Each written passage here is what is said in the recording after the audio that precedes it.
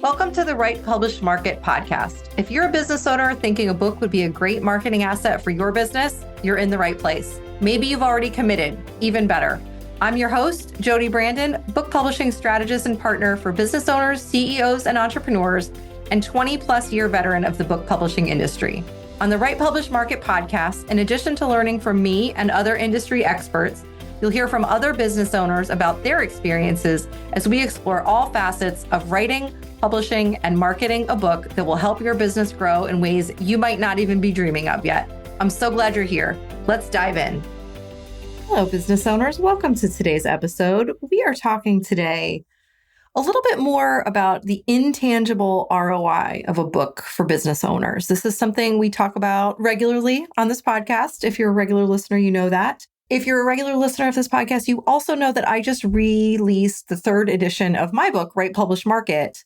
And I wanted to revisit this idea of the intangible ROI because one of the new things in this edition of the book are these sections where there's a little icon my typesetter came up with for us, and it says, do the math. And then there's an example of math. And there's all sorts of different ideas throughout the book, whether it's, for setting up your writing routine and figuring out, how long it's going to take to write the book, et cetera, et cetera. But there are quite a few around generating income with the book. And this came up quite a bit this past week during the launch because a lot of people kept asking about my goals for launch day and launch week and if bestseller status was among them. And they were surprised when I said that it was not. And we've talked about that on this podcast also about, sort of manipulating Amazon and some of these other third-party selling sites with your topic category and subcategory and all that to become a bestseller. Nothing wrong with becoming a bestseller. Nothing wrong with having that as one of your goals.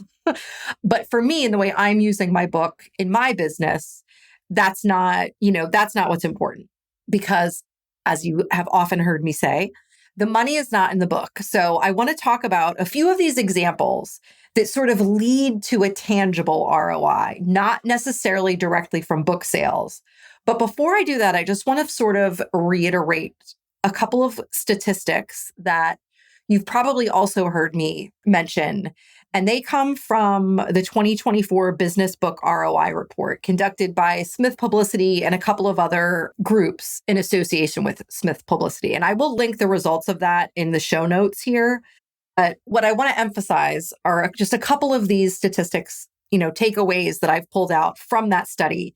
And let's start with this. 89% of business owners believe that writing a book was a good decision. And they say that knowing that a lot of the ROI is intangible, right? But 89%, 64% of those who participated in the study showed a gross profit. That number was 5 times over if they used, launch PR, marketing support, those sorts of things. So, like really taking the process seriously and, treating the book writing, publishing, and marketing like the investment in your business that it is. 96% reported a non-monetary value.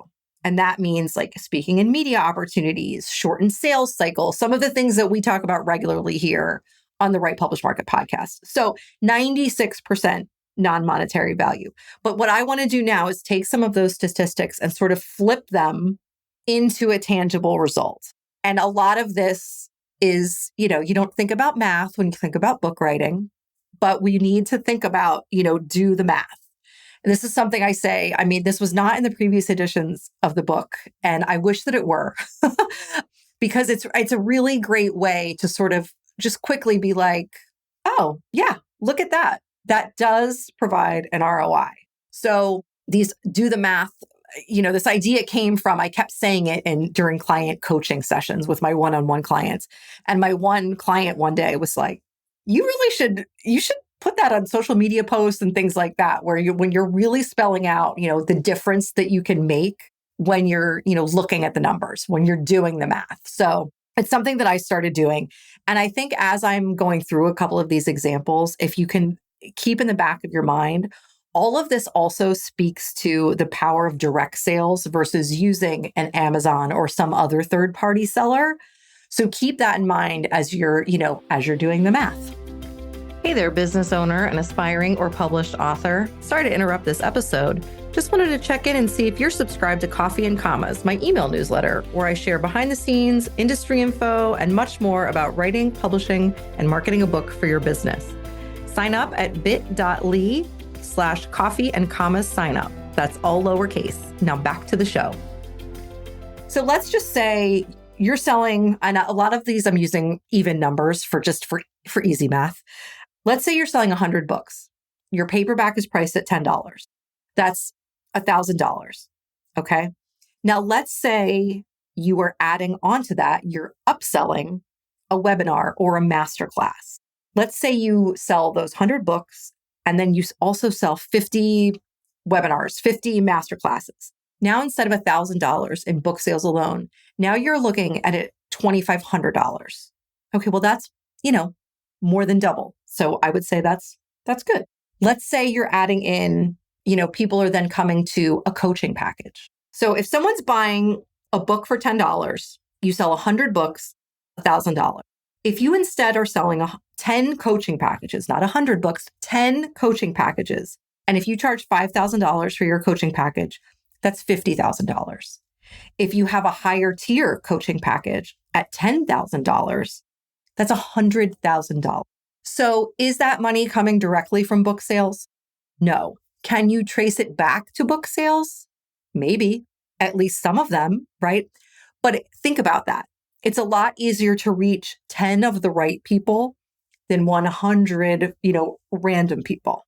This is another reason why I say always to, you have to pick and choose the marketing and book marketing advice you're taking and running with, because a lot of book marketing advice is, go wide versus going deep. What's that expression? Spray and pray, just like out to the masses and then let's hope something works. That doesn't work for business owners typically, because you're not trying to sell thousands and thousands and thousands of books. You're trying to get your book into a smaller number of the right hands. But think about that. If maybe you don't have a signature coaching package yet or consulting package, maybe you have a group program that you're trying to fill. Let's say 10 spots at $2,000, that's $20,000. So all of these are exponentially more than that initial $1,000 you're getting for 100 books. And getting 100 book sales is not easy. It's not easy. The book market is very saturated. So let's think about how we can target, and then we can use those upsells and tripwires and offer bumps and all of those things with smaller offers, like the webinar, like the masterclass, with the book when you're selling directly. Another example, let's say, okay, now you're selling 1,000 books. Let's say you're selling them on Amazon for $10. So then, or $9.99, $10, whatever. The sales there is $10,000. So you're going to get, let's say, $6,000 to $7,000 of that. Amazon's keeping, of a royalty. Amazon's keeping, a piece of that. If you're selling those books direct, that's, at $9.99, that's $9,990. Let's call it an even $10,000 for easy math, right? So that's a $2,000 to $3,000 or $3,000 to $4,000 difference in what you're keeping in direct sales versus, using a third-party seller. But now let's throw in another, offer bump here or upsell. 1,000 books plus 100 mini courses. Now, if you're getting 1,000 books and 100 mini courses, that's a good conversion rate. But for easy math, let's say you're selling that mini course at $37. Now we're looking at $13,690, $14,000. Okay, that's a good increase. Now let's say we're selling a more expensive mini course, a more robust mini course at $97. Now you're looking at $19,690. So we'll say $20,000 for easy math. So that's almost a double just selling those books. And it's essentially 3 times, between 2 and 3 times, if you're selling them on Amazon or another third-party site. So there's examples like this throughout the book. I mean, I could go on and on this episode with different scenarios for you to play with and think about. But what I really want you to do is just sort of like get the juices flowing in your mind about what offers do you have that you can use with the book. When someone's finished the book, you've thought about what the transformation is. What do you want them to do next? Is it book a call with you? Is it buy a training or buy a mini course or, sign up for your evergreen webinar where you're going to pitch a higher priced, whatever the case may be. Think about your offer ecosystem. Think about how the book plays into that. And hopefully you've already done that. Hopefully you've already done that because I do talk about that as a foundational piece of your book project plan, but really start, playing around with these numbers.